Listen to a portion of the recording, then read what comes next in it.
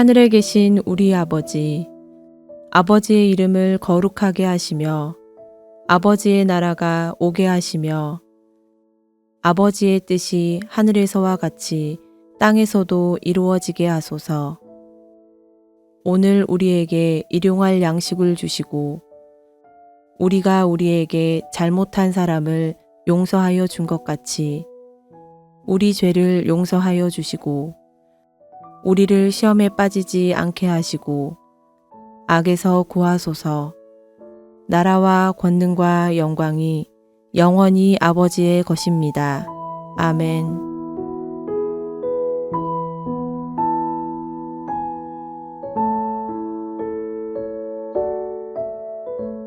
여호수아가 이같이 그 온 땅 곧 산지와 온 네겝과 고센 온 땅과 평지와 아라바와 이스라엘 산지와 평지를 점령하였으니 곧 세일로 올라가는 한락산에서부터 헤르몬 산 아래 레바논 골짜기에 바알갓까지라.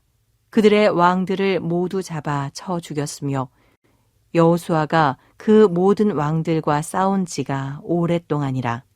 기브온 주민 히위 족속 외에는 이스라엘 자손과 화친한 성읍이 하나도 없고 이스라엘 자손이 싸워서 다 점령하였으니 그들의 마음이 완악하여 이스라엘을 대적하여 싸우러 온 것은 여호와께서 그리하게 하신 것이라. 그들을 진멸하여 바치게 하여 은혜를 입지 못하게 하시고 여호와께서 모세에게 명령하신 대로 그들을 멸하려 하심이었더라. 그때 여호수아가 가서 산지와 헤브론과 드빌과 아납과 유다 온 산지와 이스라엘의 온 산지에서 아낙 사람들을 멸절하고 그가 또 그들의 성읍들을 진멸하여 바쳤으므로 이스라엘 자손의 땅에는 아낙 사람들이 하나도 남지 아니하였고 가사와 가드와 아스도데만 남았더라. 이와 같이 여호수아가 여호와께서 모세에게 말씀하신 대로 그 온 땅을 점령하여 이스라엘 지파의 구분에 따라 기업으로 주매 그 땅에 전쟁이 그쳤더라.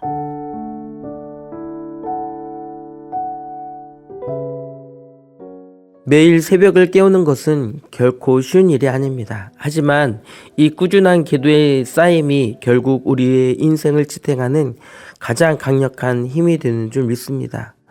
지난 시간에 북부연합과의 전쟁, 즉 메론 물가에서의 극적인 승리를 살펴보았습니다. 거대한 병거 부대 앞에서도 하나님의 약속을 믿고 순종했을 때 승리할 수 있었습니다. 오늘 우리가 읽은 16절에서부터 23절은 그 치열했던 북부전쟁 이후 가나안 정복 전쟁을 전체를 요약하고 정리하는 결론의 부분입니다. 성경을 읽다 보면 지명들이 쭉 나열돼 이런 본문은 자칫 지루하게 느껴질 수 있습니다. 산지, 네겝, 고센, 아라바, 낯선 지명들이 계속 나옵니다. 그러나 이 지명들 하나하나는 그냥 땅의 이름이 아닙니다. 이스라엘이 피와 땀 그리고 눈물로 밟으며 하나님께 순종했던 믿음의 발자취입니다. 특별히 오늘 본문을 통해 화려한 기적 뒤에 숨겨진 끈기 그리고 오래된 두려움을 끊어내는 용기에 대한 묵상하는 시간이 되기를 원합니다. 오늘 본문 16절과 17절을 보면 여호수아가 점령한 땅의 목록이 나옵니다. 남쪽 끝에서 북쪽 끝까지 평지에서 산지까지 그 온 땅을 점령하였다고 기록합니다. 이 짧은 두 구절이지만 읽으면 마치 전쟁이 순식간에 일사천리로 끝난 것처럼 보입니다.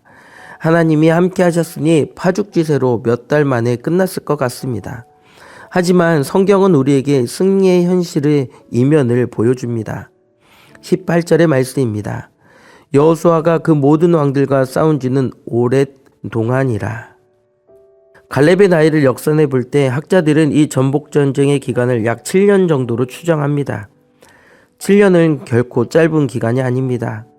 여리고성은 7일 만에 무너졌지만 가나안 전체를 얻는데 7년이라는 긴 세월의 시간이 걸렸습니다. 성경에서의 7은 완전수입니다. 여리고성의 7일 가나안을 얻는 데 걸린 7년은 하나님의 때를 의미합니다. 우리는 종종 오해합니다. 하나님이 함께 하시면 모든 문제가 즉시 해결될 것이라 생각합니다. 왜 내 기도는 빨리 응답되지 않을까? 왜 이 고난이 길어질까? 그러나 여호수아의 위대함은 여리고성을 무너뜨린 단회적인 기적에만 있는 것은 아닙니다.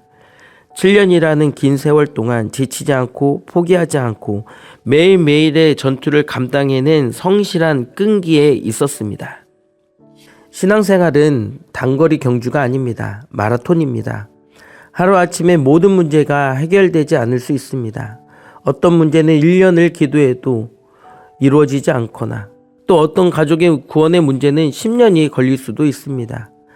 하나님이 능력이 없으셔서 7년이 걸린 것이 아닙니다. 하나님은 그 긴 싸움의 과정을 통해 이스라엘을 단련시키시고 그 땅을 온전히 감당할 그릇으로 빚어가신 것입니다. 나의 때에 이루어지는 것이 아닙니다. 하나님의 때에 이루어지는 것입니다. 우리는 꼭 내가 생각하는 그 시간에 하나님의 때를 맞추려고 합니다. 그러나 그렇지 않습니다. 우리는 우리의 때보다 하나님의 때의 온전함이 필요합니다. 우리가 기도하는 것에 기도 응답이 너무 오래 걸려서 지치십니까? 탄식이 나오시나요? 얼마나 기도하셨습니까?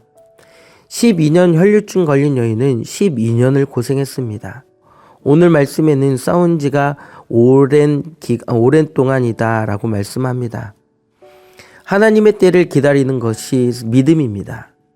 그 자리를 떠나지 않고 묵묵히 감당하는 것이 능력입니다. 하나님은 화려한 승자보다 지루한 싸움을 포기하지 않고 끝까지 견뎌낸 신실한 예배자를 찾으십니다. 21, 22절의 말씀입니다.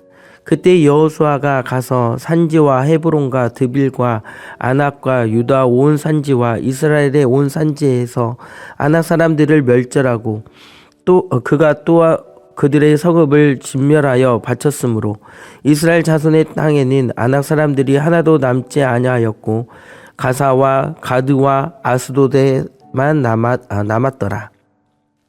21절 22절에서 갑자기 특정 종족을 언급합니다.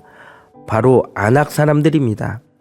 왜 하필 수많은 족속 중에 아낙 사람들을 꼭 집어서 기록했을까요? 그것은 이스라엘의 뼈아픈 과거 때문입니다. 40여 년 전 가데스 바냐에서 12명의 정탐꾼이 가나안을 정탐했을 때를 기억하십니까? 그때 10명의 정탐꾼이 우리는 그들에게 비하면 메뚜기 같다며 벌벌 떨게 만들었던 공포의 대상이 바로 아낙 자손이었습니다. 그들 때문에 이스라엘은 불순종했고 그 결과 광야에서 40년을 방황해야 했습니다. 아낙 자손은 이스라엘에게 단순한 적이 아닙니다. 그들의 무의식 깊은 곳에 자리 잡은 트라우마 같은 패배의식이며 두려움입니다. 그런데 오늘 본문은 여호수아가 그 아낙 사람들을 멸절했다고 선포합니다. 과거의 나를 넘어뜨리려던 바로 그 문제, 이것만큼은 안 돼 라고 생각했던 그 두려움의 실체를 마침내 정면으로 마주하고 끊어낸 것입니다. 말씀에 나오는 장소는 이 아낙 자손들이 주로 거주했던 헤브론, 드빌, 아납 같은 산지였다는 점을 이야기합니다.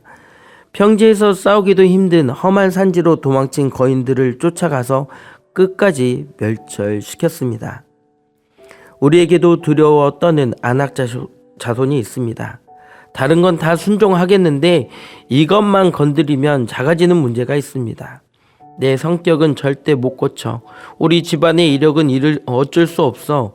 이 재정 문제는 해결이 안 될 거야. 이런 패배의식이 내 안에 아낙 자손입니다.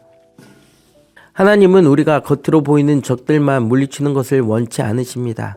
내면 깊숙이 숨어있는 앳 두려움, 불신앙의 뿌리까지 뽑아내기를 원하십니다. 오늘 이 새벽 예수 그리스도의 이름으로 우리 안에 아낙 자손을 몰아내시길 원합니다. 긴 전쟁의 결론이 23절에 나옵니다. 23절의 말씀입니다. 이와 같이 여호수아가 여호와께서 모세에게 말씀하신 대로 그 온 땅을 점령하여 이스라엘 지파의 구분에 따라 기업으로 주매 그 땅의 전쟁이 그쳤더라. 오늘 말씀은 분명하게 이야기합니다. 여호와께서 모세에게 말씀하신 대로 여호수아의 승리는 그의 전략이나 무기에서 나온 것이 아니라 하나님의 말씀이 그대로 이루어진 결과였습니다. 하나님께서는 약속을 이루어 주시는 분이십니다. 아브라함에게 약속하셨고 모세에게 재확인시켜 주셨던 그 땅을 비록 시간은 오래 걸리고 과정은 험난했지만 약속에 성취하시며 그 땅을 다 주셨습니다. 그리고 그 결과가 무엇입니까? 그 땅의 전쟁이 그쳤더라. 바로 이것이 안식입니다. 성경이 말하는 안식은 아무 일도 하지 않고 누워있는 게으름이 아닙니다. 치열한 영적 전쟁을 치르고 하나님의 명령을 온전히 수행한 자들에게 주어지는 하늘의 평안입니다. 내 힘으로 쟁취한 평안은 불안합니다. 언제 다시 적이 쳐들어올지 모르기 때문입니다. 그러나 하나님이 말씀하신 대로 주시는 평안은 세상이 빼앗을 수 없는 참된 안식입니다. 지금 인생의 전쟁터 한복판에 계십니까? 쉼이 없고 불안하십니까? 그렇다면 점검해 보아야 합니다. 내가 하나님의 말씀하신 대로 행하고 있는가? 혹시 내 방법과 내 고집으로 싸우고 있는가? 헛된 힘을 쓰고 있진 않은가? 말씀 안으로 들어오면 전쟁은 그칩니다. 하나님께 온전히 맡기고 순종의 길을 걸을 때 우리의 가정과 일터와 심령에 요동치는 물결이 잠잠해지고 하나님이 주시는 참된 평안이 임하게 될 것입니다.